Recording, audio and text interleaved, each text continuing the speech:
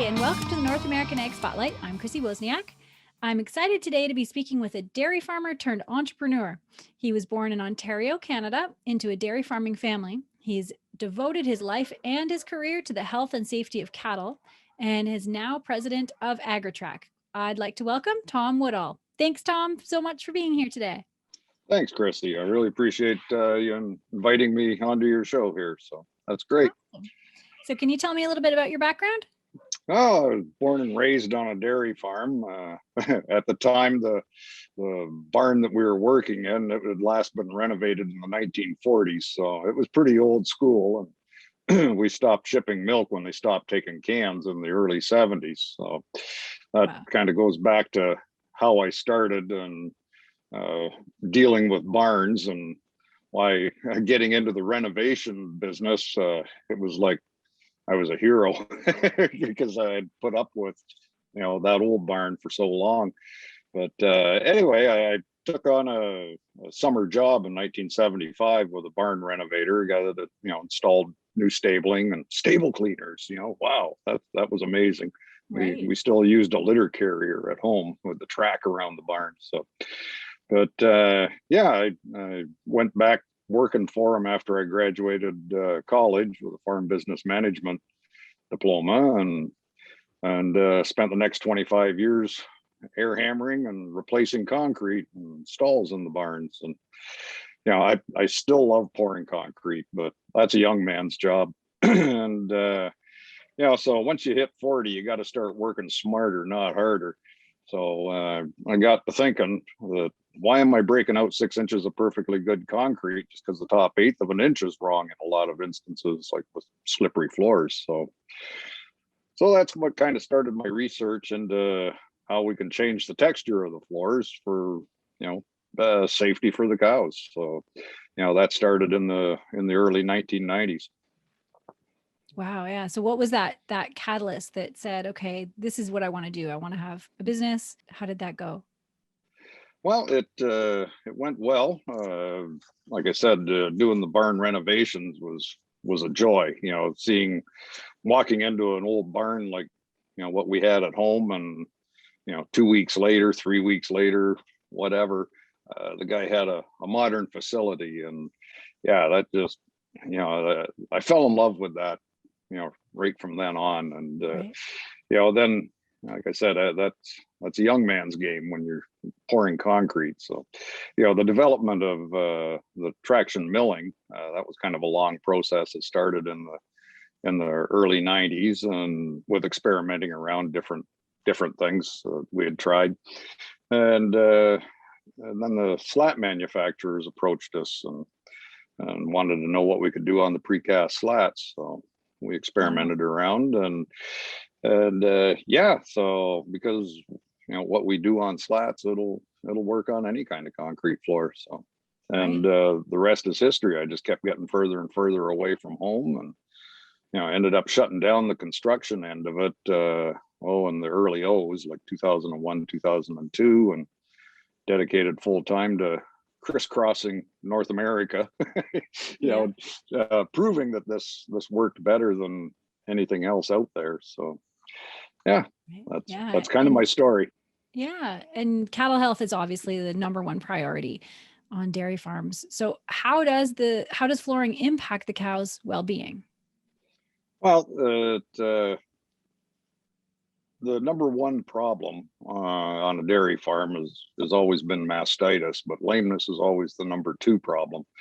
And like us, if our feet hurt, our whole body hurts. And so with these modern freestall facilities, there's a lot of walking in there for the cows. So if you can't walk in comfort, you can't eat, you can't drink, you can't sleep, you can't go to get milk 2 to 3 times a day. So that's where these modern facilities, the floor is a very critical part. And I got to say that the hoof trimmers do a fantastic job of keeping these cows mobile when they do have problems. But hey, we always got to try and figure out what part of the cause is for foot problems. And it's the floors, and a lot of times, so nutrition and all that plays a factor. But if you can make the floors better for them, then that just eliminates one more variable. Yeah. And so what exactly is traction milling? Traction milling is patented equipment that we've developed that provides full floor surface traction in every direction with every step, instead of the old slip and catch method of traditional grooving. Since 1997, we've done thousands of farms across North America and over 7 million square feet. 80% of the floors we have done is over top of the grooving that's not working anymore. So, we give a texture on the floor that gives them firm traction every step, every direction. Very good. And what about maintenance? What do you recommend? Well, there's so many things that come into play that can compromise a floor surface. Some of it's maintenance, some of it's environmental factors, some of it's mechanical actions. I wrote an article for the Progressive Dairyman a few years ago that lists all of those variables and the potential solutions for those. So, we could do a whole seminar just on that. Mm-hmm. Yeah. And so can any barn floor have this done? Well, AGRITRAC is the only process that you can do on slatted floors, like the precast slatted floors, that won't void the warranty. We worked in conjunction. Wow. We worked in conjunction with the slat manufacturers back in the 90s and developing this.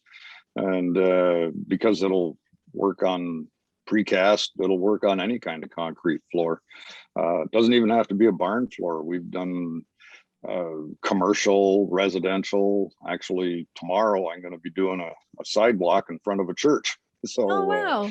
We can do anything that's concrete. We can put this texture in, or lower it to improve the grades. So water runs the right direction in some situations. Yeah, there's a lot of things that we can do with this, and the equipment is quite small and compact, so we can get into milking parlors, the return alleys. Oh, nice.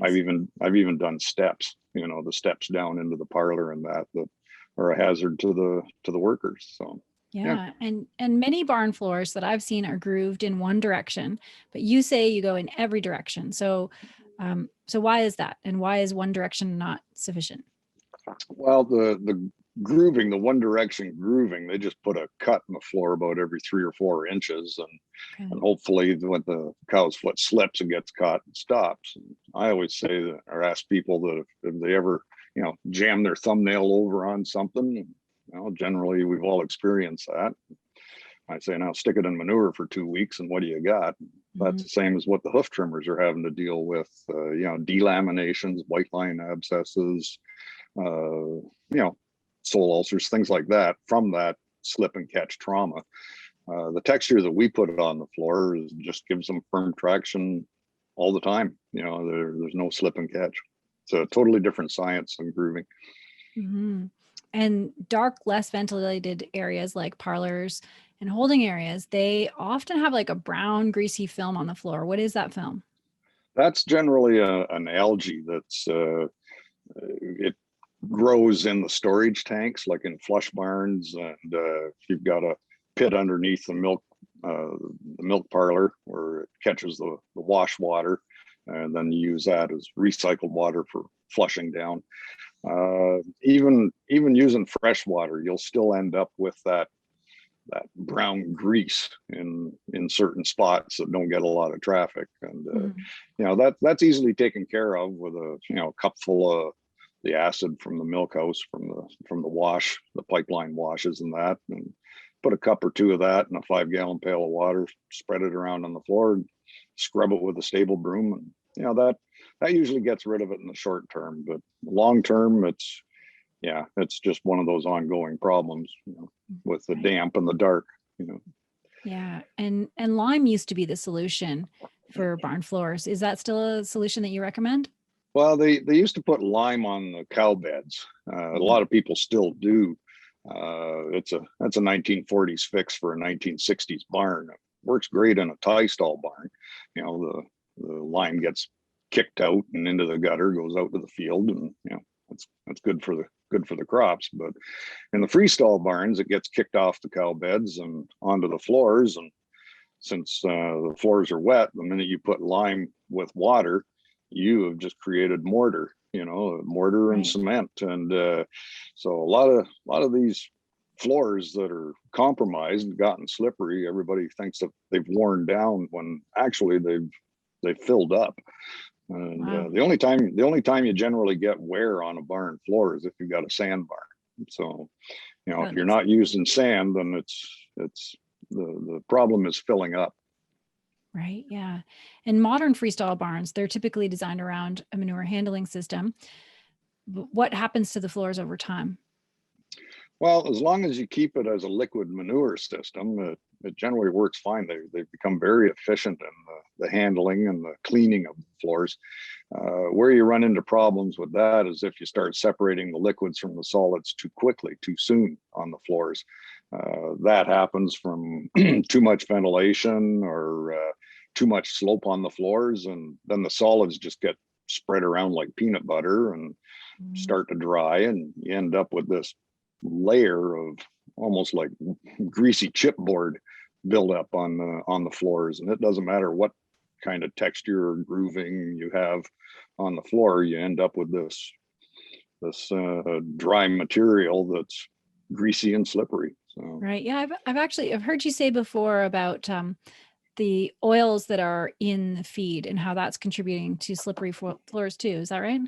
yeah, that's something that I've just noticed or started to research on recently in the last year or two, that there's been floors that I've gone to and you can still see perfect texture and everything, but it looks like they put a coat of varathane on the floors. It's almost like a shellac, and it's really shiny and it's slippery.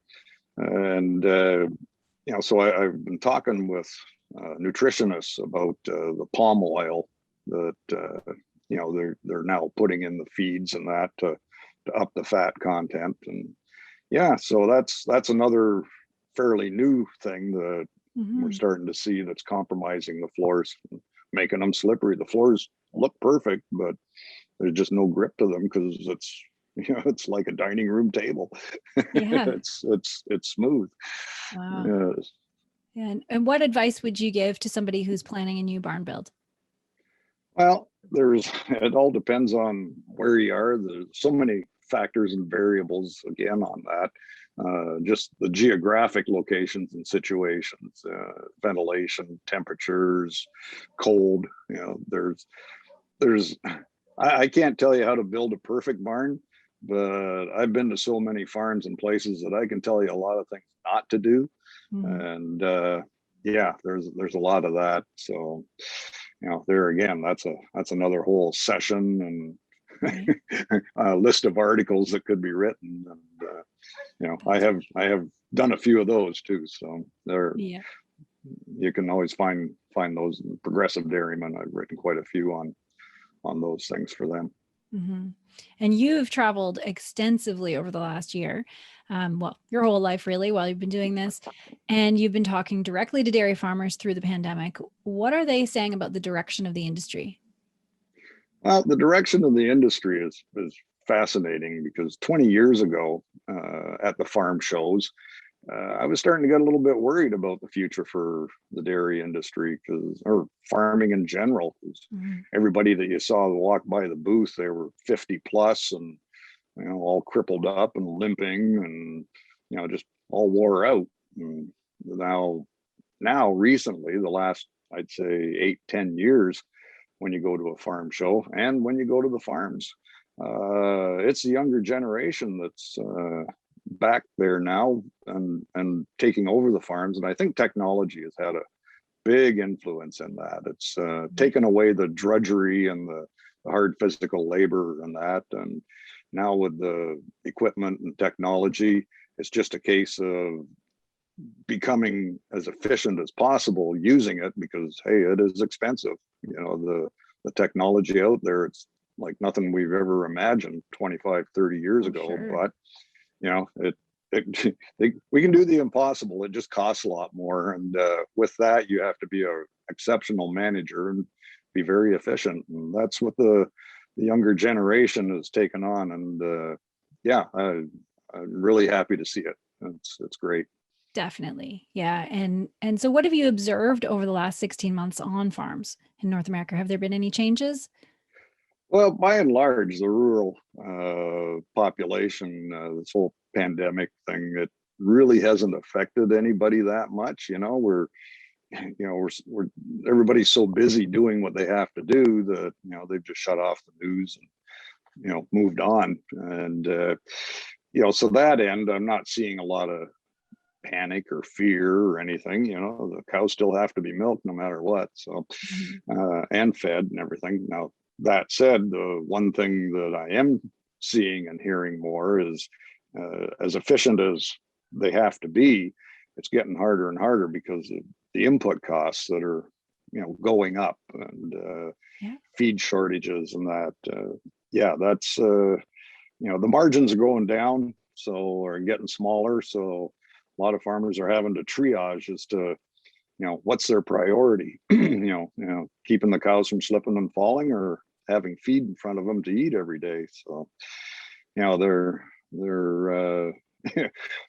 trying to play both ends to the middle there, and still survive. So that's what I'm seeing out there, that it's getting harder and harder to be efficient with those margins that they're working with now. Yeah, that's it. Yeah, I think we've all discovered how important the supply chain is over the Yes, last year, right?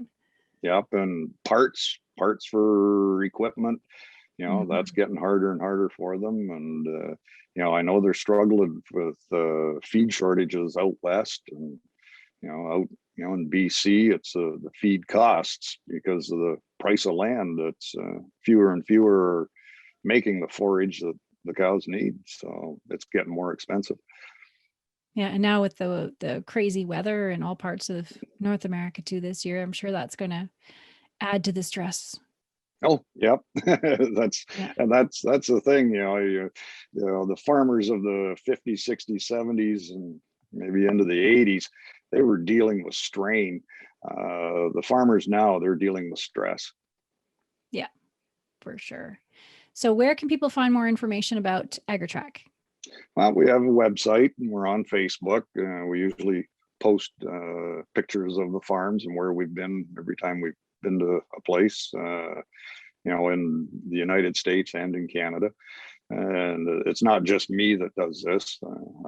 I prefer to be out on the job and doing it as much as possible, because I just like doing the work. So, Yeah. but anyway, yeah, Facebook, website. Anybody wants to call me, email me, by all means. Me, I love to talk. So if they have questions on anything, or even like what not to do in your new barn when you're building it, yeah, Right. I can give you a lot of tips and pointers on that. So That's yeah, awesome. it's, That's good. always happy to talk with somebody about this, because it's or any of these things, because Mhm. yeah, And it's you're always a fixture at all the farm shows too. So what's on your schedule upcoming for farm shows? upcoming. I'm going to be heading down to the Maritimes, because of the Atlantic bubble down there for the last All year and right. a half. It's been a bit of a struggle getting through down there with all the hoops you got to jump through. So, but as it looks right now, I'm leaving Monday. I've got several jobs on PEI to do, and I'll be working my way back westwards, through Nova Scotia, New Brunswick, and back home here. So yeah, That's and good. looks like back out west sometime, mid to late September. So after I get everything here in Ontario tidied up.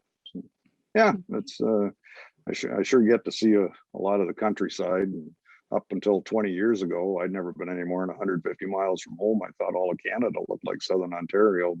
Yeah. Yeah, it's a Yeah, it's that's a right. big country, and every province has its charm.